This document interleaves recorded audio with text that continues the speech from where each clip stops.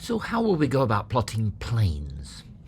To illustrate the plotting of planes, I'm using a video captured from the older version of Visible Geology, which I feel made things a little bit clearer and had a less cluttered screen. So on this older version, just like the new one, you could turn around the projection sphere. And on this version, I'm going to show you how a plane projects on a spherical projection. So here I will go to New Element, Plane. We're going to record the orientation of our planes using the right-hand rule strike and dip convention. Now I know there are other conventions for recording planes, and some of you may use the dip direction dip convention. So we'll try to make another video that explains how to do that.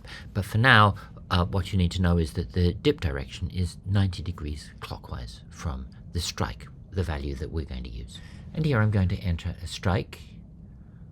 And we're going to make this a strike of 007, and you'll notice that I always enter strikes and record strikes and other azimuth information measured relative to north.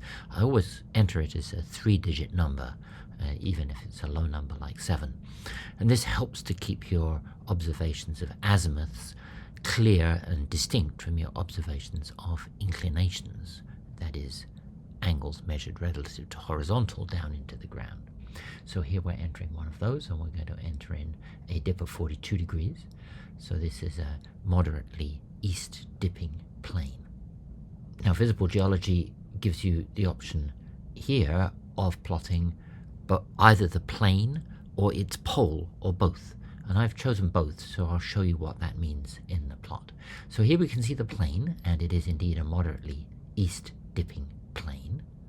And if I turn the sphere around, you can see that there is a stalk coming out of the plane, intersecting the projection sphere on the opposite side of the projection.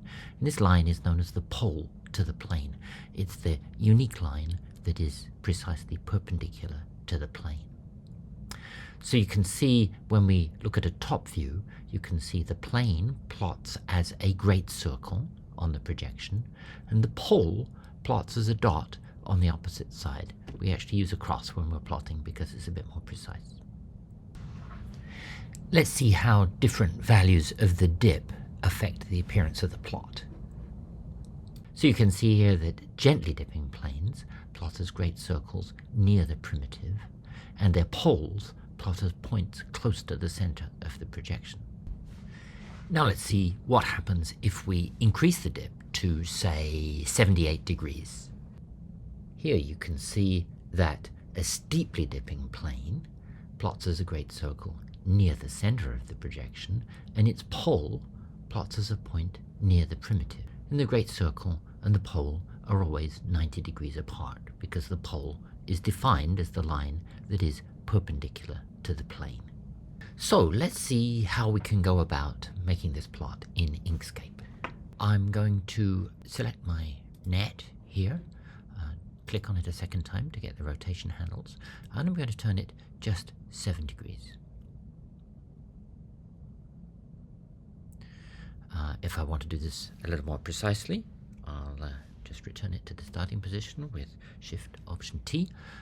I can go into my transform palette here on the right hand side, select rotate, and I can type in 7 degrees, or I can actually click on the plus sign a lot of times, but it's actually easier to just type in 7 here, and I will make sure that clockwise is selected, and I will apply. And there my net is rotated 7 degrees, corresponding to the strike direction. So now the next tool I need is this pen tool here, and I'm going to select that. And then there is a series of options up at the top, and actually the default option when you first start up Inkscape is probably this one, but I'm going to choose this one here, which is called the Create Spiro Path, which actually reduces the amount of clicking that we have to do in order to create a great circle.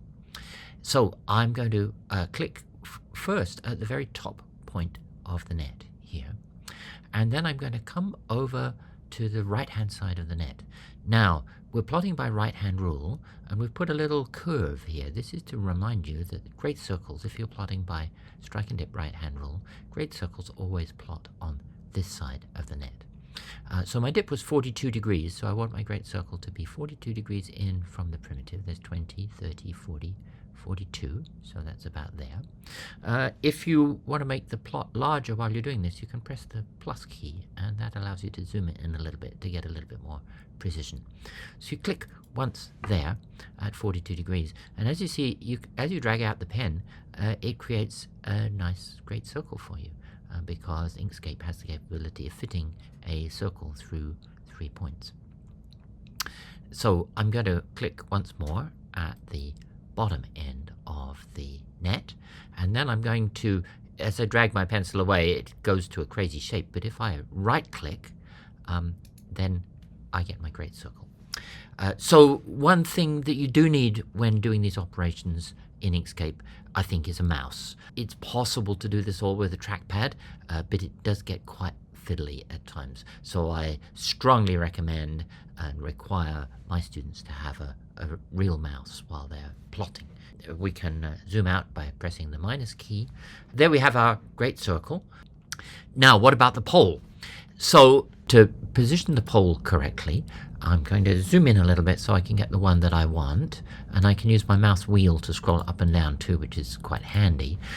So here is the point that I want, and as we did before when plotting a line, I'm going to create a clone of that so that I keep my original. And I'm going to take my pole over here, and we're going to put it at the central point of the net. And to plot the pole, I need to be 90 degrees away from the plane. So I need to count my 42 degrees out from the center. 10, 20, 30, 42.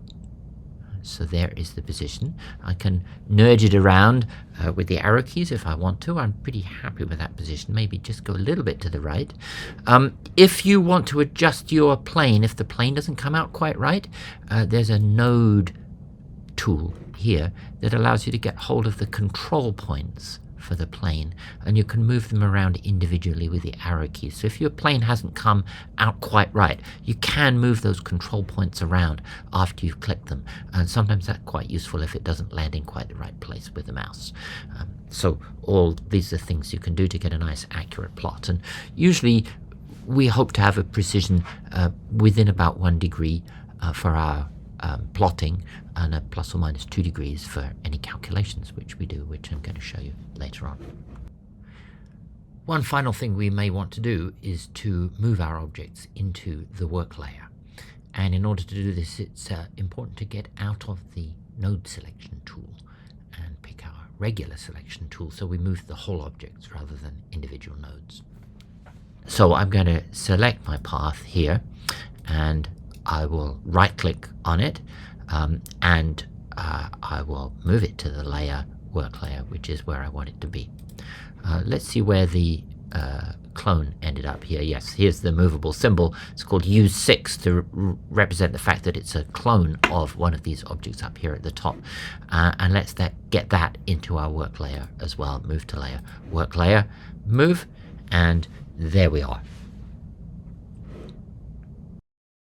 The sample on your screen shows a common combination of structures where we have a planar surface, a fault surface, a slicken side if you like, which has on it a linear feature here, these slicken lines, and those show the direction of movement on the fault surface.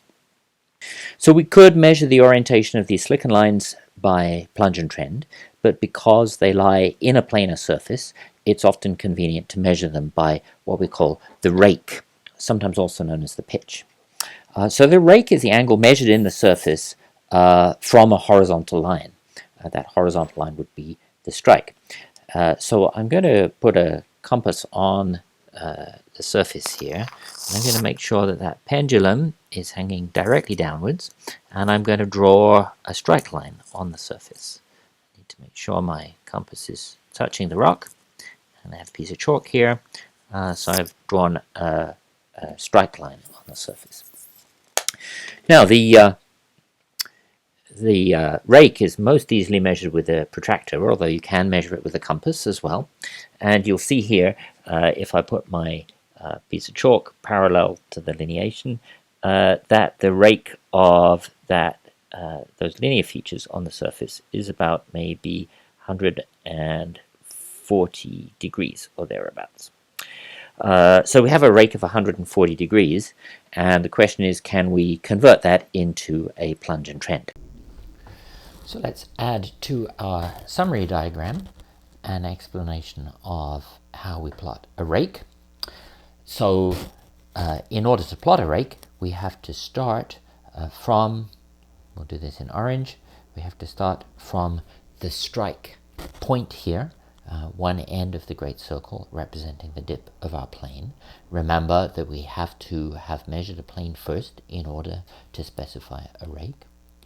And we measure the rake along the great circle using those little 2-degree squares on the net.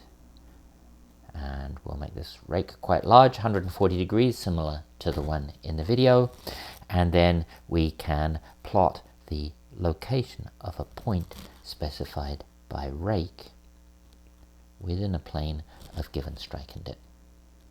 And if we want to convert that orientation back to a trend and plunge, then we need to draw a perpendicular out through that point to hit the side of the net here, and that little arrow there represents the trend of our line. And to measure the trend, we need to go all the way around clockwise from north to, there we go.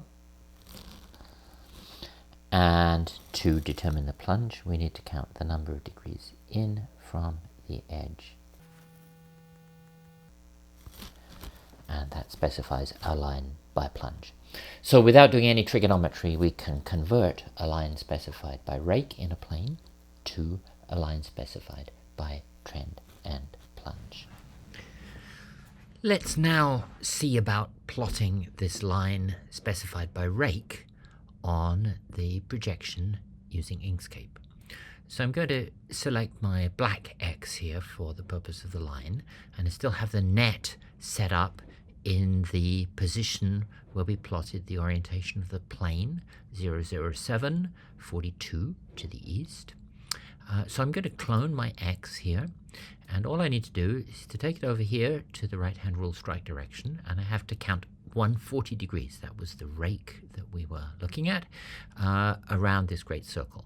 I can actually go quickly because 90 degrees takes me to this straight radius of the net, and then I go 100, 110, 120, 130, 140, and I put the line right there. So there it is. And then if we want to figure out the trend and plunge of that line, we can do it by getting hold of the net here. And there are a number of ways to do this, but for consistency, what I usually do is I take the net and I turn it around. Now it's scrolled off the screen. Sometimes that happens if you drag a little too far. So you can just bring it back if you have a wheel on the mouse. You can just scroll it back, bring it back onto the screen. So what I've done here is to take the top point of the net and to just adjust the direction here so that its straight radius goes through the point that we just located. So now I can read off the trend and the plunge of that line. Its trend looks to be a little over 150 degrees. I would say 155, just shy of there, so 155 to the nearest degree, the trend. And the plunge I can get by just counting degrees down the inside of our projection sphere here, this imaginary bowl, 10, 20, and that looks like 26 degrees. So my line that has a rake of 140 in the plane 007, 42 to the east has a trend and plunge of 155, 26. So we're able to convert between a specification by rake in a plane and a specification by trend and plunge